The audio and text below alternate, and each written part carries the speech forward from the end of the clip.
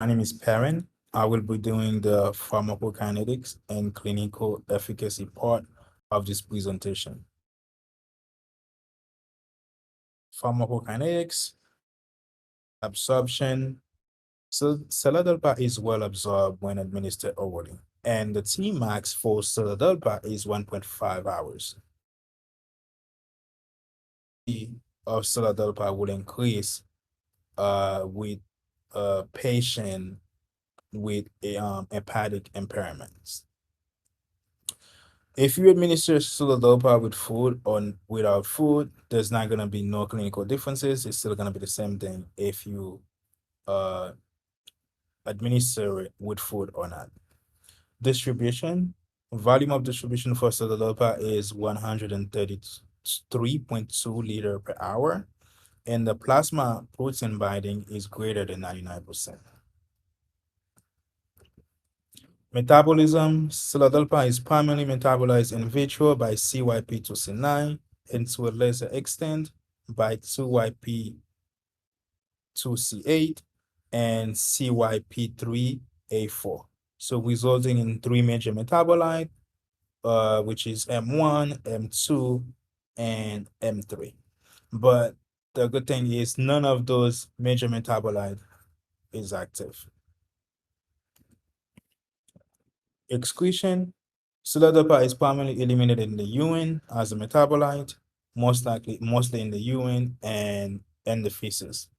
So if you administer a 10 mg dose of pseudodopa, you would find approximately 73.4% of that dose in the urine, which less than 0.01% is unchanged, and 19.5% of that dose in the feces, which is 2.02% unchanged, is unchanged. So the half-life for seladelpa is 6 hours in healthy patient and 3.8 to 6.7 to patient that has PBC.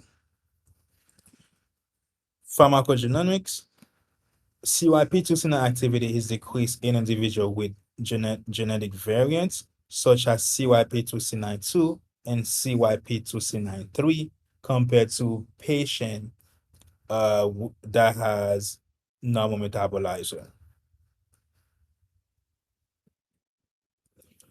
Clinical efficacy.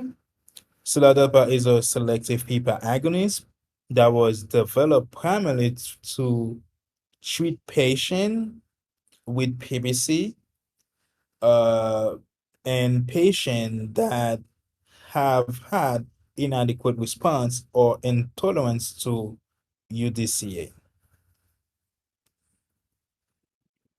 During the clinical trial, the phase 3 clinical trial, they were comparing seladelpa with a placebo.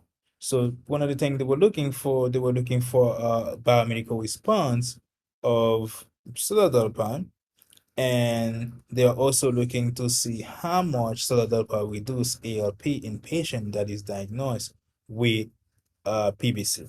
So when they do the comparison, patient that was taking placebo, 13 out of 65% of them had a biomedical response compared to seladelpa, where 79 out of 128 patients that was taking seladelpa has a biomedical response, which in seladelpa patient, there was a higher chance of achieving a biomedical response compared to patient that was taking placebo. When they also were checking for alkaline phosphatase reduction, there were patient that was taking seladelpa has alkaline phosphatase reduction of 25%. If you see here in the chart, 32 out of 122 patient, 28 patient that was taking seladelpa had the alkaline phosphatase reduced compared to patient that was taking placebo. We compare seladelpa with standard therapy drugs that already out there. So one of the drugs that we compare seladelpa with, we compare seladelpa with a second line therapy drug, which is obeticholic acid. So if you're looking at here in the chart, you can see that people that are taking seladelpa has ALP reduction up to 78%, compared to people that's taking obeticholic acid. And also, seladelpar will reduce prereduce in patient that is diagnosed with PBC, where obeticholic acid would worsen those people condition.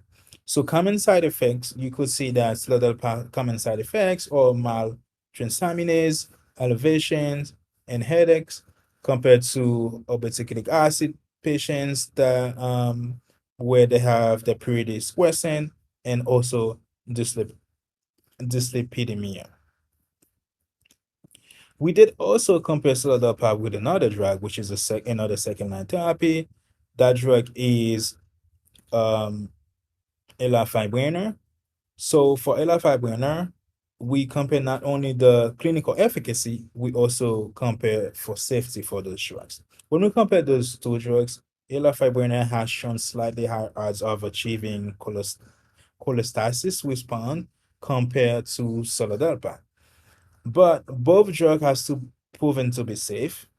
But sildapa uh has a lower incidence of purities, making sildapa is a better drug of choice for patient that is prone to adverse effect.